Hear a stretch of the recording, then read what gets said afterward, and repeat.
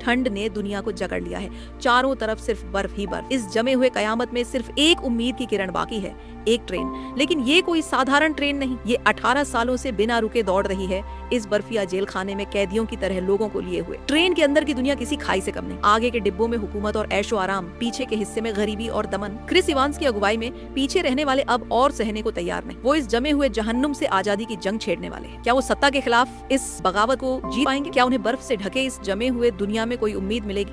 स्नोपियर्सर 2013, एक रहस्य, रोमांच और जुनून से भरपूर सफर।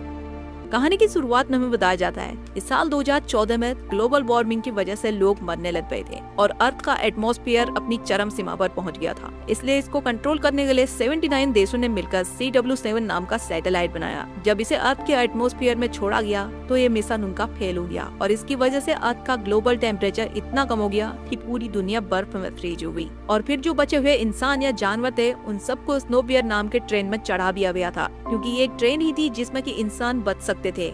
इस ट्रेन में सब कुछ था, लाइट, पानी, खाना पीना, यहाँ तक कि ट्रेन में बच्चों को पढ़ाने के लिए स्कूल तक भी। और ये सब फैसिलिटी फर्स्ट क्लास और इकोनॉमी क्लास के लिए ही थी। ये एक ऐसी ट्रेन थी जो कि 24 घंटे चलती रहती थी और इस ट्रेन को अर्थ का एक पूरा चक्कर लगाने में 1 साल का वक्त लग जाता था। अब हमें साल 2031 का टाइम दिखा जाता है, जहाँ ये ट्रेन पिछले 17 सालों से चलती आ रही थी। इधर 2 गार्ड्स 3rd क्लास के लोगों के डिब्बे में आते हैं, पर रोज की तरह सभी को काउंटिंग करके उन लोगों को प्रोटीन बार खाने को देते हैं। ये गरीब लोग पिछले 17 सालों से इसी चीज को खाते आ रहे थे। अब इधर इन गार्ड्स को आगे की क्लास के लिए एक वायलिनिस्ट चाहिए था, तो इधर एक बूढ़ा आदमी उनसे कहता है कि वो और उसकी वाइफ वायलिनिस्ट है, पर उन लोगों को सिर्फ एक ही आदमी चाहिए था। इसलिए वो लोग बूढ़े आदमी को चलने के लिए कहते हैं, पर वो बूढ़ा आदमी अपनी वाइफ के बिना उनके साथ चलने के लिए मना कर देता है। तो अब वो दोनों गार्ड्स उस बूढ़े आदमी की वाइफ के हाथ को तोड़ देते हैं और उस बूढ़े आदमी को जबरदस्ती अपने साथ ले जाते हैं। अब यहीं पर हम कर्टिस और एडगर को देखते हैं, जो इन गार्ड्स के जाने के बाद सभी के प्रोटीन बार में अपने मैसेज को ढूंढ रहे थे। कभी इधर तानिया नाम की एक लड़की कर्टिस को बताती है कि वो जो ढूंढ रहा है वो उसके बेटे के प्रोटीन बार में है।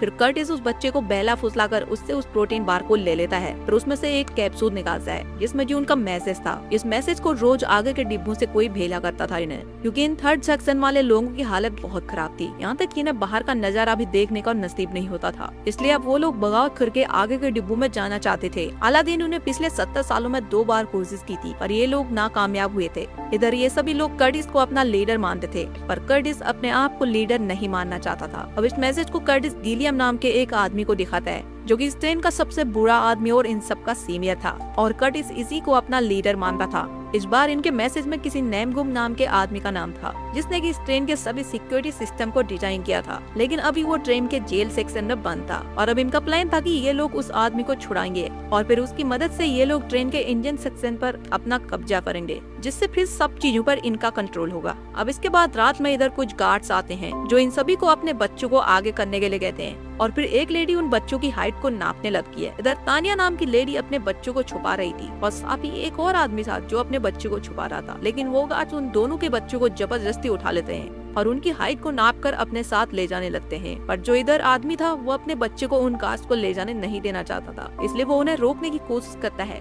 और इसी में वो अपना जूता उस लेडी के सर पर भी मार देता है। अभी तो वो लेडी इधर से इन बच्चों को लेकर चली जाती है, पर थोड़ी देर बाद इधर मिनिस्टर मेसन आती है, जो कि इस ट्रेन की CEO की तरह थी।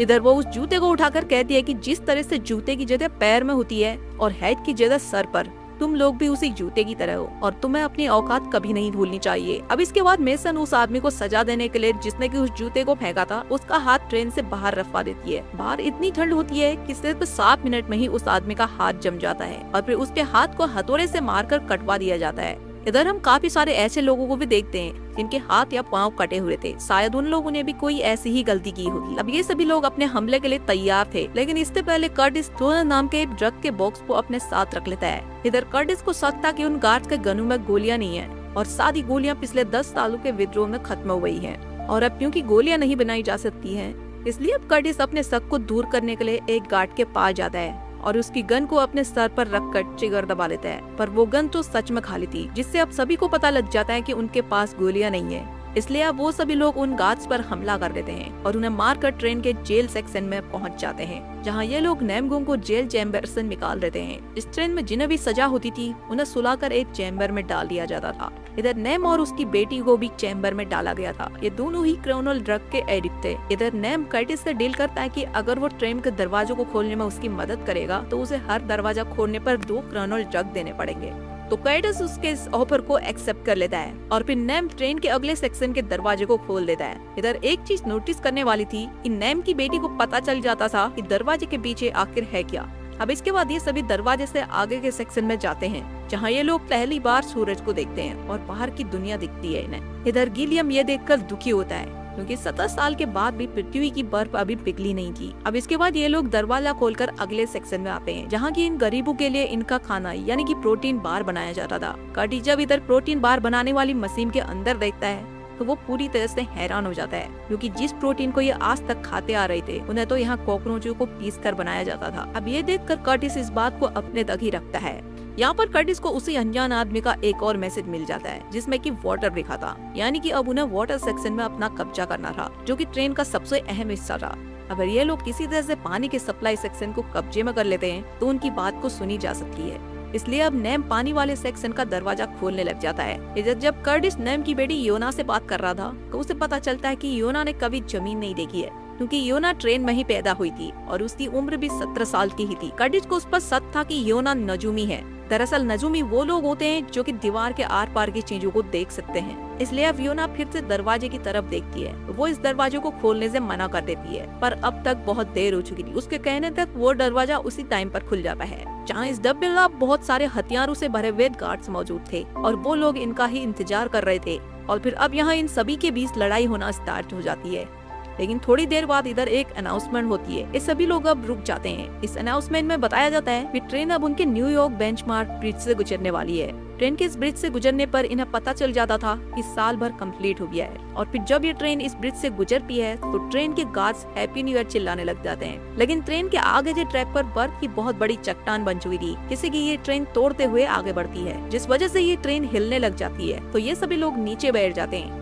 पर इसी के बीच में नेम अपनी बेटी योना को ब्रिज से नीचे खाई में गिरा हुआ एक प्लेन दिखाता है, क्योंकि पिछले साल के मुकाबले इस बार काफी साफ दिखाई दे रहा था, जिसका मतलब साफ था कि बर्फ अब धीरे धीरे पिघल रही है। तभी इधर अब ट्रेन की सीईओ मेसन आ जाती है। वो इन सबको कहती है कि तुम लोग अपनी औकात भूल रहे हो। तुम्हें तो विलफर्ड का शुक्रिया अदा करना चाहिए कि उसने तुम लोगों को ट्रेन में चढ़ाया और तुम्हारी जान बचाई और तुम्हें खाना दिया, और अब तुम उसका बदला पानी की सप्लाई पर कब्जा करके ट्रेन का बैलेंस बिगाड़ना चाहते हो। इसलिए वो अब इन्हें सजा देने के लिए अपने गार्ड को इनमें से 74% गरीबों को मारने का ऑर्डर दे देती है। उसका ऑर्डर सुनते ही उसके सभी गार्ड्स नाइट विजन गोगल लगाकर इन्हें मारने के लिए तैयार हो जाते हैं, क्योंकि ट्रेन अब एक लंबे टनल से गुजरने वाली थी। और फिर जैसे ही ट्रेन टनल से गुजरती है तो वो लोग इन गरीबों पर हमला करना शुरू कर देते हैं, जिसमें इनके काफी सारे लोग मारे जा रहे थे। तो कर्टिस अपने पीछे वाले साथियों को आवाज लगाता है और उन्हें मसाल लेकर आने के लिए कहता है। और फिर इधर बहुत सारे गरीब लोग मसाल जलाकर ले आते हैं और उन गार्ड्स के साथ लड़ने लगते हैं। इधर लड़ाई के दौरान एक आदमी लेडी मेसन के एक कमांडर को पकड़ लेता है, पर लेडी मेसन उसे मरने देती है। और फिर लेडी मेसन का एक गार्ड कर्टिस के दोस्त एडगर को पकड़ लेता है और कर्टिस को रुकने के लिए कहता है। पर कर्टिस के सामने लेडी मेसन थी, तो वो उसे पकड़ने के लिए जाता है, क्योंकि अगर उसने उसे पकड़ लिया तो सब कुछ वो रोक देगी। लेकिन जब तक कर्टिस लेडी मेसन तक पहुंचता है तब तक वो गार्ड्स एडगर को मार देता है। और फिर अब कर्टिस लेडी मेसन को पकड़ लेता है, जिसके बाद लेडी मेसन अपनी जान बचाने के लिए इन सभी गार्ड्स को रोक देती है। और फिर सभी गरीब लोग लेडी मेसन को बंदी बना देते हैं और उसे टॉर्चर करके अपने बच्चों के बारे में पूछते हैं। तो वो उन्हें बता दिया कि वो बच्चे सभी विलफर्ड के पास हैं और विलफर्ड को बच्चे बहुत पसंद है। तो अब कर्टिस उसे विलफर्ड को यहाँ बुलाने के लिए कहता है, नहीं तो वो लोग पूरे ट्रेन के पानी के सप्लाई को रोक देंगे। तो इस पर मेसन उसे बताती है कि उन्हें इससे कोई फर्क नहीं पड़ेगा,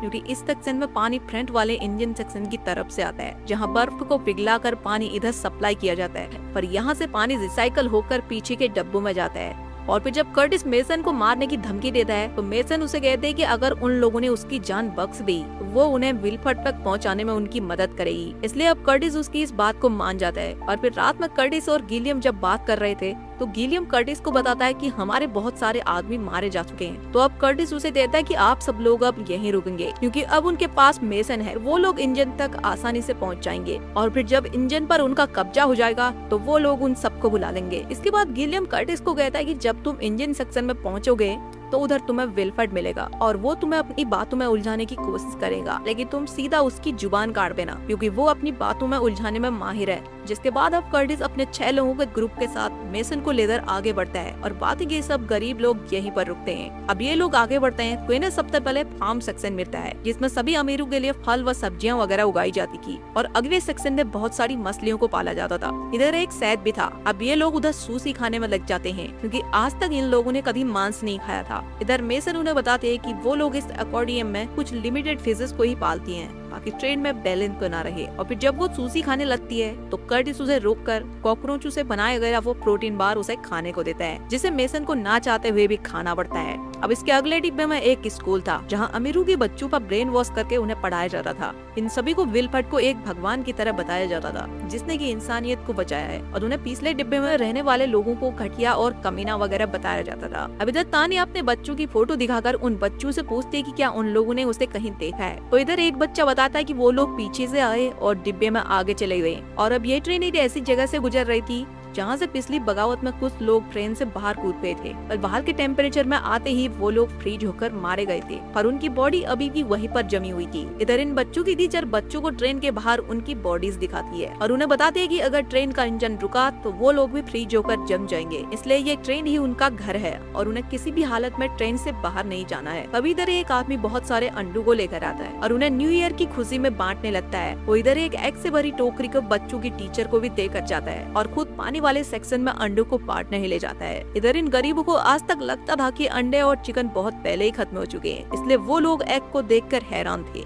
और फिर वो अंडे देने वाला आदमी उन्हें कहता है कि ऐसी बहुत सारी चीजें हैं जो लोगों को लगता है कि ट्रेन में खत्म हो चुकी है, जैसे कि गन्स में बुलेट का ना होना। ऐसा कहकर वो अपने एग वाली टोकरी में से एक मशीन गन को बाहर निकाल देता है और उन सब पर हमला करके अपने गार्ड्स को छुड़ाकर उन्हें भी अपनी गन दे देता है। और फिर वो लोग उन गरीबों को मारना शुरू कर देते हैं और उधर वो स्कूल टीचर भी एग की टोकरी में से एक गन को निकालकर कर्टिस और उसके साथियों पर हमला कर देती है, जिसमें कर्टिस का एक साथी मारा जाता है और तभी कर्टिस का दूसरा साथी उस टीचर के गले में चाकू फेंककर उसे मार देता है। और फिर जब कर्टिस और उसके साथी जब सीसीटीवी स्क्रीन पर देखते हैं तो वहाँ वाटर सेक्शन में उन गार्ड्स के इंचार्ज फ्रैंको ने बहुत सारे गरीबों को मार दिया था और फिर वो उनके लीडर गिलियम को भी सीसीटीवी कैमरा के सामने लाकर उसके सर पर गोली मार देता है, जिसे देखकर इधर कर्टिस को बहुत गुस्सा आता है और वो गुस्से में अब मेसन को भी मार देता है। जिसके बाद कर्टिस, तानिया, नेम और उसकी बेटी आगे के डिब्बों में जाते हैं जहाँ वो लोग देखते हैं कि अमीर लोग तो अपनी जिंदगी बड़े ऐशो आराम से जी रहे हैं, पर यहाँ अमीरों के लिए बहुत अच्छी सुविधा थी, जैसे कि अमीरों के लिए हॉस्पिटल, टेलर, ब्यूटी पार्लर और स्विमिंग पूल जैसी 5 स्टार वाली सुविधाएं थी। और फिर इधर जब नेम अगले सेक्शन के दरवाजे को खोल रहा था तो यहाँ पर फ्रैंक को अपने गार्ड्स के साथ पहुँच जाता है और इन पर हमला कर देता है। ये सभी उसका मुकाबला करते हैं पर वो इधर कर्टिस का एक साथी और तानिया को गोली मार देता है। और फिर जब वो नेम की बेटी को मारने वाला था तो नेम उससे लड़कर उसे रोकने की कोशिश करता है और तभी कर्टिस फ्रैंको को चाकू मारकर उसे मरने के लिए यहीं पर छोड़ देता है। अब इधर मरने से पहले तानिया कर्टिस को अपने बेटे किन्मी की फोटो देकर उसे ढूंढने के लिए कहती है। जिसके बाद कर्टिस, नेम और उसकी बेटी योना इंजन सेक्शन की तरफ जाते हैं, जहां जाते वक्त आगे के डिब्बों में अमीर लोग पाउडर के नशे में पार्टी कर रहे थे। ये देखकर इधर नेम और उसकी बेटी योना उनसे बहुत सारे क्रोनल ड्रग को अपने पास इकट्ठा कर लेते हैं। जिसके बाद ये तीनों इंजन सेक्शन के पास पहुंच जाते हैं, जहां पहुंचते ही कर्टिस अपना आपा खो देता है और गुस्से में उस दरवाजे को खोलने और तोड़ने की कोशिश करता है, क्योंकि यहाँ तक पहुँचने में कर्टिस ने अपने बहुत सारे लोगों को खो दिया था। और फिर इधर नेम कर्टिस को शांत करता है और उसे दुनिया की अपने पास बची हुई एक आखिरी सिगरेट पीने के लिए देता है। जिसके बाद इधर कर्टिस नेम को अपने पास्ट के बारे में बताता है कि जब 18 साल पहले धरती पर सब कुछ जमना शुरू हुआ था तो विल्फर्ड के गार्ड्स ने बहुत सारे लोगों को ट्रेन के आखिरी सेक्शन में डाल दिया। वहाँ कम से कम 1000 लोगों को भरा गया था और 1 महीने तक उधर ना कोई खाना मिला और ना ही पानी, इसलिए सारे लोग भूख के मारे एक दूसरे को ही काट कर खाने लगते थे। और इसी वजह से कर्टिस खुद से भी नफरत करता रहा, क्योंकि उसने इंसानों और बच्चों का मीट खाया हुआ था। कर्टिस उसे बताता है कि उसने बहुत बड़ी गलती की है। उस टाइम पर एक औरत थी जो अपने बच्चों के साथ छुपी हुई थी, पर भूख के कारण कर्टिस ने उसके बच्चे को खाने के लिए छीना और उसकी माँ को मार दिया। पर जैसे ही वो उस बच्चे को काटने वाला था तो गिलियम ने उससे चाकू छीन दिया और अपना हाथ काट कर उन लोगों को खाने के लिए दे दिया और इस तरह से उसने उस बच्चे की जान बचा ली। और फिर ये देखकर वहाँ बहुत सारे लोगों ने अपने हाथ पाँव को काट कर उन्हें देना शुरू कर दिया था। और उस टाइम पर कर्टिस जिस बच्चे को काटने वाला था वो और कोई नहीं बल्कि एडगर था, और इसी वजह से कर्टिस अपने आप से नफरत करता था, क्योंकि भूख की वजह से वो इंसानियत को भूल चुका था। और फिर कुछ महीनों बाद विल्फर्ड के गार्ड्स उनके लिए प्रोटीन बार लाए, और तब से वो लोग प्रोटीन बार खाकर ही अपनी जिंदगी जी रहे थे। और अब कर्टिस विल्फर्ड से जानना चाहता था कि उसने उनके साथ ही ऐसा क्यों किया, इसलिए वो नैम को जल्दी से दरवाजा खोलने के लिए कहता है। लेकिन नैम उसकी सारी बातों को सुनकर कहता है कि उसकी कहानी बहुत दुख भरी है, पर उन्हें ट्रेन के इंजन के डोर को नहीं बल्कि ट्रेन के बाहर के दरवाजे को खोलना चाहिए, क्योंकि अब बाहर की बर्फ पिघल रही है। वो पिछले 10 सालों से न्यू ईयर बेंचमार्क ब्रिज से नीचे देखा करता था, तो उसे पहले खाई में एक प्लेन का सिर पर टुकड़ा दिखाई देता था, और अब वो प्लेन पूरी तरह से दिखाई देने लग गया था। इसका मतलब साफ था कि बर्फ पिघल रही है और बाहर अब जिया जा सकता है। और इसलिए ही नैम क्रोनल ड्रग को इकट्ठा करता था, क्योंकि उस ड्रग को बहुत ज्यादा मात्रा में एक्सप्लोजन होकर बॉम्ब की तरह ब्लास्ट किया जा सकता था, और इससे वो अब इस ट्रेन के दरवाजे को उड़ाना चाहता था ताकि वो लोग इस ट्रेन से बाहर जा सके। लेकिन कर्टिस को उसकी बातों पर भरोसा नहीं होता। उसे लग रहा था कि क्रोनल का ज्यादा नशा करने से नैम का दिमाग खराब हो गया है। और फिर तभी इधर इंडियन सेक्शन से विल्फर्ड की सेक्रेटरी आ जाती है, जो नैम को गोली मारकर यहीं पर मरने के लिए छोड़ देती है, और कर्टिस को विल्फर्ड से मिलाने के लिए इंडियन सेक्शन में ले जाती है, जहाँ विल्फर्ड सबसे पहले कर्टिस का स्वागत करता है और फिर उसे कहता है कि तुम 18 साल में ऐसे पहले इंसान हो जो कि यहाँ ट्रेन में पिछले हिस्से से आगे के इंडियन सेक्शन तक पहुँचे हो।